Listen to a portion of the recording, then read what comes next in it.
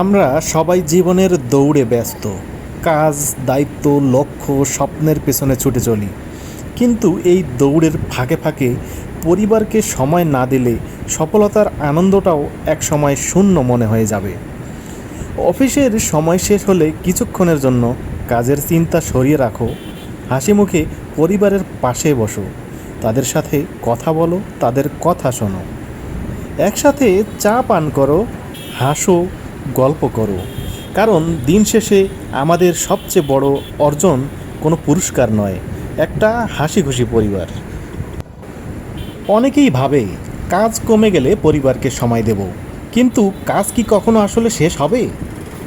সময় থাকা নয়, সময় তৈরি করা শিখতে হয়।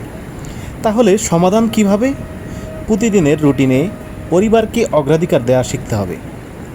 যদি এভাবে বলা যায়, প্রতিদিন অন্তত 30 মিনিট পরিবারের সঙ্গে নিরবচ্ছিন্ন সময় কাটাতে হবে।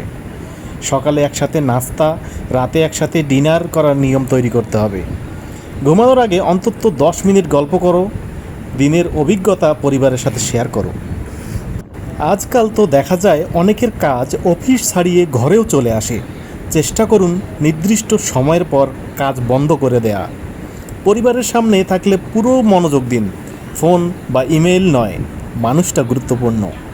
কাজ ও ব্যক্তিগত জীবনের সীমারেখা একটা বজায় রাখা উচিত। যদি কেউ এভাবে ভেবে দেখে, সবসময় বড় আয়োজন করার প্রয়োজন নেই, ছোট ছোট আয়োজনের মাঝেও কিন্তু সম্পর্ক গভীর হয়ে থাকে।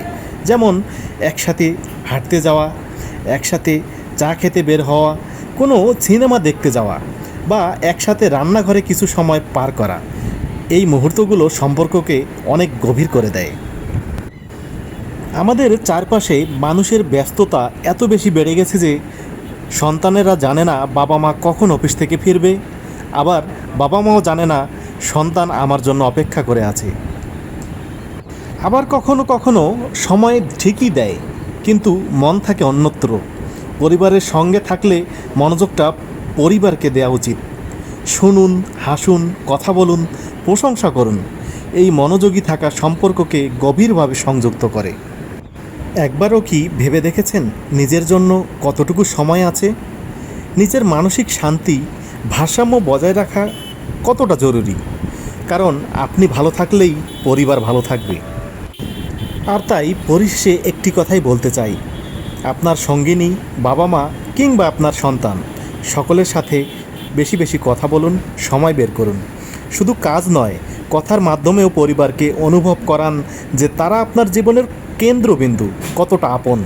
তো বন্ধুরা, আবার দেখা হবে অন্য কোনো ভিডিওতে। সবাই ভালো থেকো। আল্লাহ হাফেজ।